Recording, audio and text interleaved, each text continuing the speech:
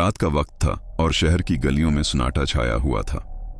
हम अपने कमरे में बैठे थे, हंसी मजाक करते हुए, जब अचानक एक प्रसरार आवाज ने हमें चौंका दिया। बाहर की तरफ खिड़की के शीशे में किसी का साया दिखाई दिया। कुछ लम्हों के लिए हमें लगा जैसे हमारी आंखों का धोखा हो, मगर फिर वो साया दोबारा नजर आया। क्या तुमने भी देखा? मरियम ने कांपते हुए कहा। हाँ, वो दरख्तों के दरमियान छिपकर हमें देख रहा था। मैंने भी हचकचाते हुए जवाब दिया। हम दोनों आहिस्ता आहिस्ता खिड़की के करीब पहुंचे। बाहर की तरफ निगाह दौड़ाई तो एक अजीब सी खामोशी छाई हुई थी।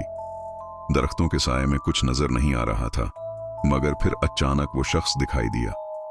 एक लंबा साया जो दरख्तों के पीछे छिपकर हमारी तरफ देख रहा था। इसकी आंखें चमक रही थीं, जैसे वो हमें किसी गहरे राज की तरफ खींच रहा हो। मरियम ने दरवाजा बंद करने की कोशिश की, मगर जैसे ही उसने दरवाजा खोला, एक ठंडी हवा का झोंका आया और दरवाजा खुद ब खुद बंद हो गया। हम दोनों खौफ के मारे एक दूसरे की तरफ देखने लगे। क्या ये हकीकत है? मरियम ने लरुसते हुए कहा। मुझे नहीं पता, मगर हमें फौरन यहां से निकलना होगा, मैंने कहा। हम दोनों तेजी से कमरे से बाहर निकले और दरवाजा बंद किया। हम दोनों के दिल की धड़कन तेज हो चुकी थी। हम बाहर की तरफ दौड़ रहे थे जब अचानक मरियम रुक गई। वो फिर नजर आ रहा है, उसने कहा, और हम दोनों की नजरें दरख्तों की तरफ उठ गईं। वो शख्स अब हमारे करीब आ रहा था। उसके कदम की आवाज वाज़ेह तौर पर सुनाई दे रही थी। अचानक वो हमारी तरफ मड़ा और उसकी शक्ल साफ दिखाई दी। वो चेहरा हमें कहीं से आशना लग रहा था, मगर हम दोनों ने एक दूसरे को चुप रहने का इशारा किया। हम दोनों बेखबरी में वो मंजर देख रहे थे जब अचानक वो शख्स हमारे सामने आ गया और कहा, ये वो जगह नहीं है जहां तुम्हें होना चाहिए।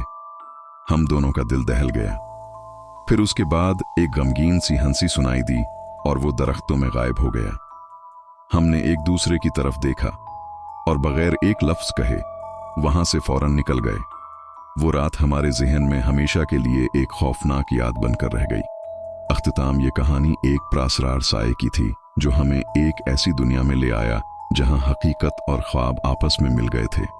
कभी हम नहीं जान पाते कि वो शख्स कौन था और उसकी हमें देखने की वजह क्या थी। शायद वो एक इंतबाह था या फिर किसी खौफनाक राज का हिस्सा।